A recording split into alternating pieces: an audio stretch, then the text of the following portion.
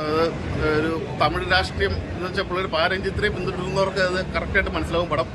പുള്ളിയുടെ രാഷ്ട്രീയമാണ് പുള്ളി ഇതിനകത്ത് പറഞ്ഞിരിക്കുന്നത്. എന്ന് വെച്ചാൽ നൂറ്റാണ്ടുകൾ വഴക്കമുള്ള തമിഴ് പൊളിറ്റിക്സ് പുള്ളി നല്ല 100% റിയാലിറ്റിയോട് തന്നെ ഇതിനകത്ത് പറഞ്ഞിട്ടുണ്ട് കേട്ടോ. സൂപ്പർ പടം. പെർഫോമൻസ് ബേസ്ഡാണ്ടും നമ്മുടെ വിക്രവും പാർവതി തകർത്ത് വാരി. ഉഗ്രം പടം. ഭയങ്കര ഇഷ്ടപ്പെട്ടു. പാർവതി ഒരു പ്രത്യേക എറ്റപ്പാണെന്നൊക്കെ പാർവതി പ്രത്യേക എറ്റപ്പാണ്. പാർവതി അത് പുള്ളിക്കാരി കഥാപാത്രം പുള്ളി അടിപൊളിയായിട്ട് പുള്ളിയുടെ ഡബിങ് വരെ പുള്ളിക്കാരി അതേ വേറൊരു ഗ്രാമീണ സ്റ്റൈൽ പുള്ളിക്കാരി ചെയ്തിട്ടുണ്ട് കേട്ടോ. ഉഗ്രനായിട്ട് പാർവതിയുടെ ഡബിങ് ഒക്കെ തലക്കായിട്ടുണ്ട്. ഉഗ്രനായിട്ട്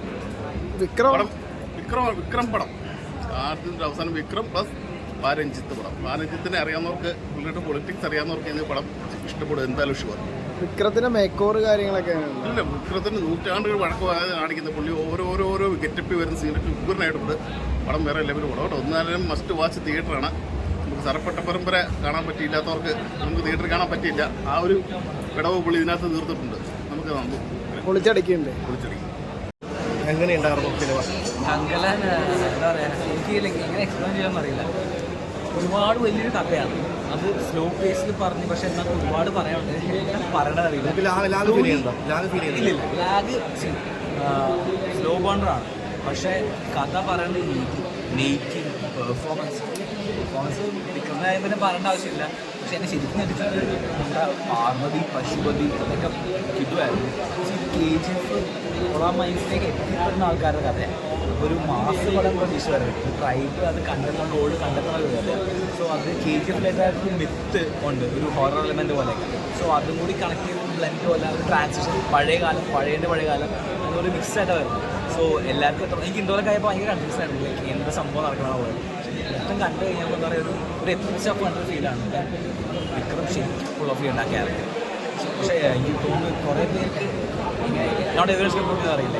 കുറേ പേര് മനസ്സിലാക്കി KGF പ്രതീക്ഷിച്ച് വരരുത്. ഒരു സ്ലോ ബോണ്ടറാണ്, ഒരു ക്ലാസിക് സ്റ്റഫാണ്, ഒരു കൊമേഴ്ഷ്യൽ എലമെൻ്റ് ഉണ്ട്, ആക്ഷൻസ് ഉണ്ട്. ഇപ്പോൾ ഞാൻ പറയും ജാഗോറായിട്ടുള്ള പുലിയായിട്ട് ഫൈറ്റ് അങ്ങനെ ഉണ്ട്. VFX ചില സ്ഥലത്ത് വീക്കാണ്. ബട്ട് മൊത്തത്തിൽ നോക്കുകയാണെങ്കിൽ ലൈക്ക് ഒരു എപ്പിക് സ്റ്റഫാണ്. And Vikram has full of. പിന്നെ രഞ്ജിത്തിൻ്റെ കാസ്റ്റിസം, കഥ, ഈ പറഞ്ഞ റേസിസം എല്ലാം പറയുന്നുണ്ട്. പഴയകാലത്ത് പിന്നെ യഥാർത്ഥ KGF-ൻ്റെ ലൈക്ക് എന്താ പറയുക, പ്രൊട്ടക്ടേഴ്സ് ആരാണ്, അവകാശികൾ ആരാണ്, ലാസ്റ്റ് ബേസ്ഡ് ഓൺ 2 years ആണ്. സോ നടന്ന ആൾക്കാരൊക്കെ തെറ്റാണ്. ഒരു എപ്പിക് സംഭവമാണ്. എന്തായാലും ഡീറ്റെയിൽ മിസ് ചെയ്യുന്നു. BGഒക്കെ വേറെ ലെവലായിരുന്നു.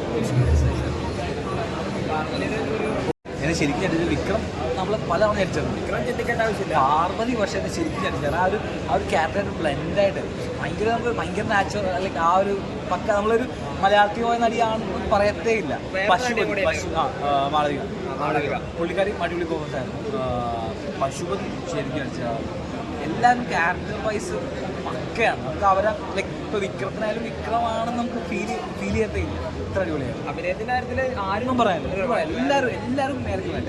അങ്ങനെ വിക്രം വായിച്ച് മറ്റേ പുള്ളി അത്ര ആയില്ല, അങ്ങനൊന്നും ഇല്ല. എല്ലാവരും സൂപ്പറായിരുന്നു.